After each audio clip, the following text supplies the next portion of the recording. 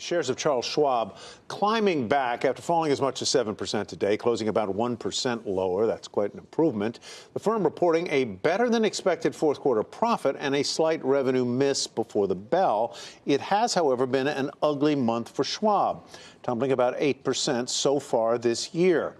Jitters surrounding money outflows and uncertainty weighing on the stock, but one value investor sees opportunity here. Alex Fitch is with Oakmark Funds, managing the Oakmark Select and the Oakmark Equity and Income Funds. Alex, welcome. Good to have you here. You guys at Oakmark are sort of value-oriented. Is Schwab a value?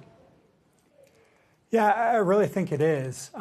You've had this headwind that's been going on for 12 to 18 months here where the rise in interest rates has pressured the balance sheet. You've had clients moving cash out of Schwab's bank into other alternatives. You've had a securities loss in their portfolio. There's been a lot weighing on the earnings profile. The way we look at it, that competitive moat, though, the thing that has made Schwab special for decades is very much intact. They're gathering assets. They're growing the earnings power of the business.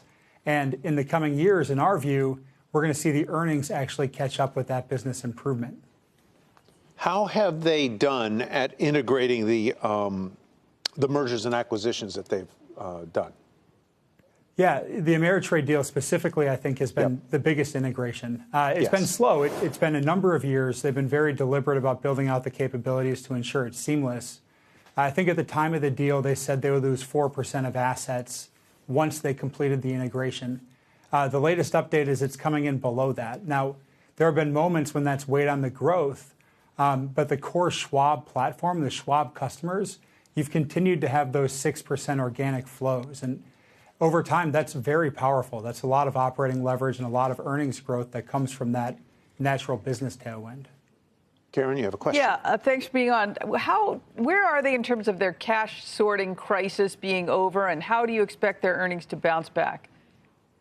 Yeah, that's been the big headwind for 12 to 18 months. It's been the persistent cash sorting that has really prevented Schwab from capitalizing on what everyone thought would be a good thing, which is higher interest rates.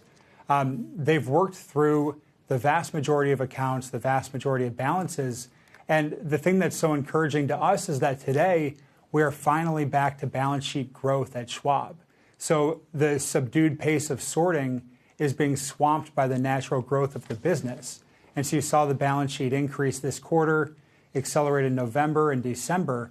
And that's going to really change the earnings trajectory for Schwab, closing the gap between what's happening in the business fundamentally and the earnings profile, because it gives you all of this incremental cash that you can use to get rid of the very expensive funding that you've been filling that hole with in the interim. And so there's a lot of latent earnings power here that this trend changing is going to allow them to finally realize.